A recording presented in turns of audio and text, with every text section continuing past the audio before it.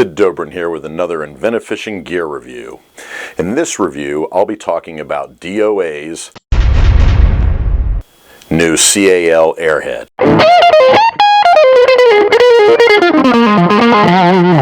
There are very few certainties in the world of saltwater sport fishing, but when DOA releases a new soft body lure, I'm pretty certain that the saltwater nation will take notice.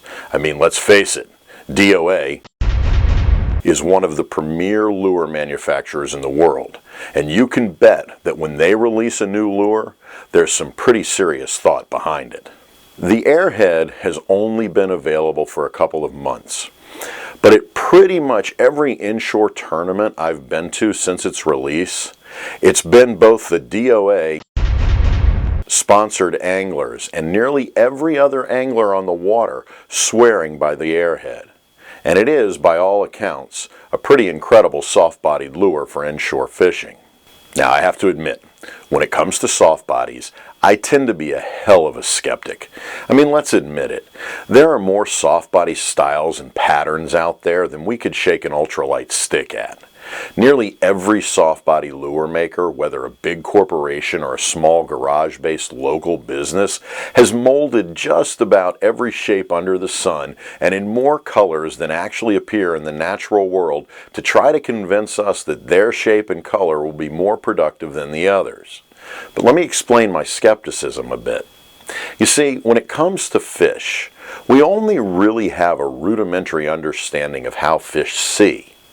We know that most fish's eyes are constructed similar to other vertebrates, including humans. Light passes through the cornea and into the pupil. The pupil is controlled by a muscle which regulates the amount of light that can enter, and the light then passes through the lens and into the retina. Fish, like other animals and people, use a muscle to move the lens in and out, increasing and shortening the distance between the lens and the retina to allow for focus at different distances.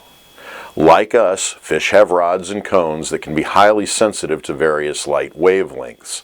Some shallow water fishes also display a sensitivity to violet and ultraviolet light.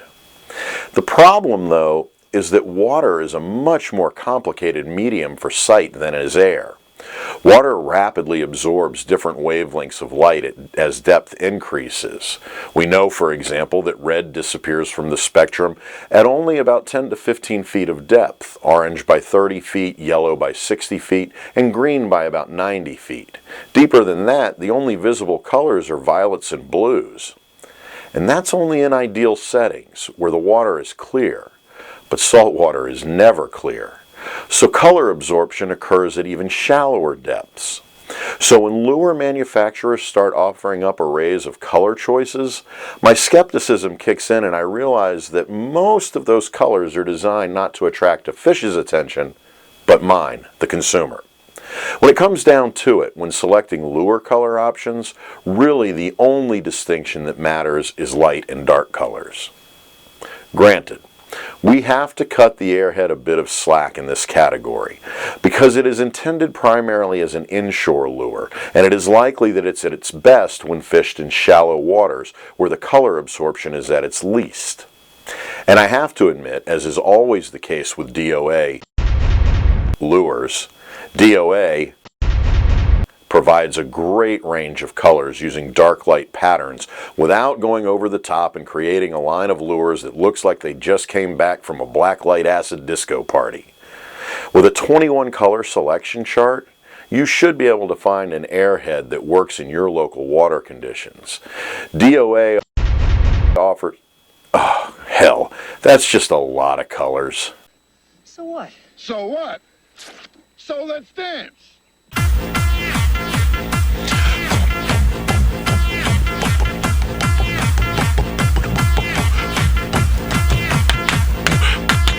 Electric fishing disco. Gold, gold rush, belly, pearl, redhead. Red, silver with a white tail. Pearl, purple, chartreuse tail. Root beer with chartreuse tail. June bottom, avocado red glitter. Glow with chartreuse tail. Electric fishing disco. Rainbow trout, gold shiner.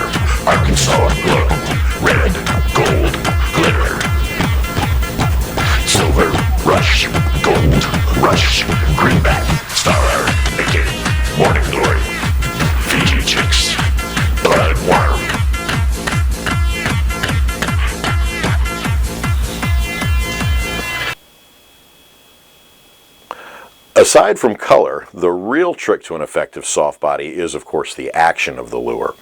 The DOA Airhead design is interesting because it's a much thicker bodied plastic than most that are available and are a bit longer than most soft bodies at 5 inches. The paddle style tail lets you fish the lure like a jerkbait, but it can also be used as a kind of hybrid topwater, a suspending lure, or a sinking lure depending on how you rig it. Many anglers I've talked with have been using DOA's suggested cut tail approach, which gives the tail more of a twist, increasing the water disturbance and overall action, almost like it's a buzzbait.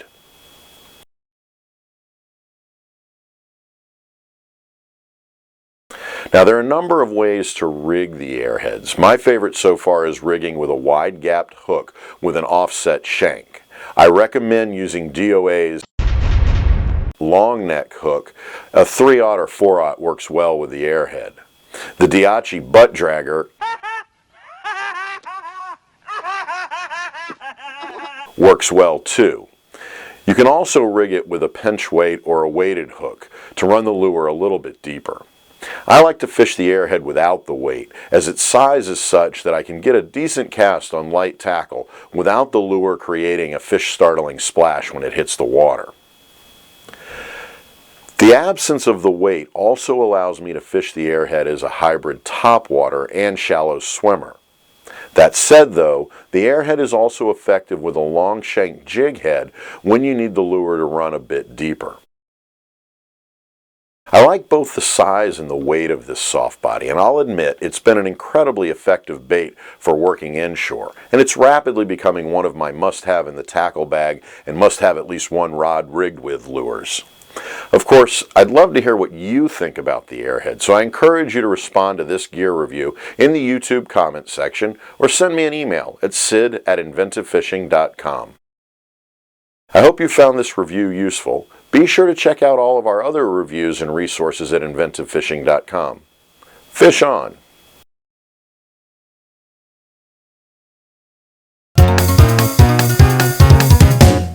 Can't.